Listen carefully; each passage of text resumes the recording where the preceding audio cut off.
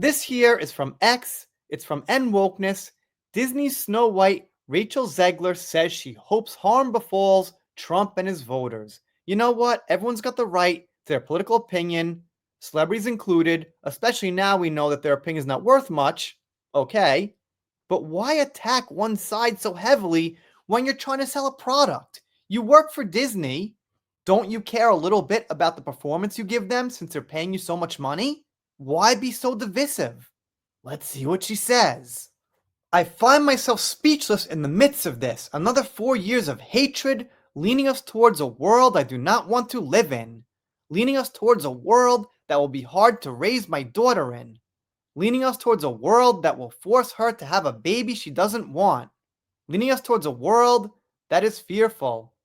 Well, hold on, man. Hold on. She's stating as a fact that her daughter, at some point, will be forced to have a baby she doesn't want? Whatever your stance is on the issue, I respect it. But man, some people out there really counting their chickens before they hatch. First of all, we haven't even started the new term. It's already a world she doesn't want to live in. Second of all, her daughter's already going to be forced to have some baby she doesn't want. I mean, it's like you're taking the worst possible outcome and acting like it's happening now.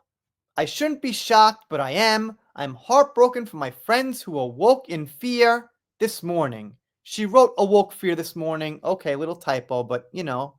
And I'm here with you to cry, to yell, to hug, to wax poetic on how the left continues to fail us in forging a new path forward. This law should have been, and it certainly should not have by so many votes. I echo Ethel Kane's statement more than anything. May Trump supporters and Trump voters and Trump himself never know peace. She's got the right to that opinion, but it's like nobody ever wants to try to have unification. I'll admit, last time, the reaction was pretty bad. No matter whose fault it was about the crowd at the Capitol and things, it's not a good reaction.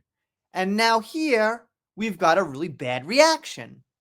Albeit a bit different, but still really bad. No side, when they win, really tries for unity. Here's what I would do. Recently, Joe Biden met Donald Trump. They shook hands. Apparently, it was a pretty good show, at least in the public.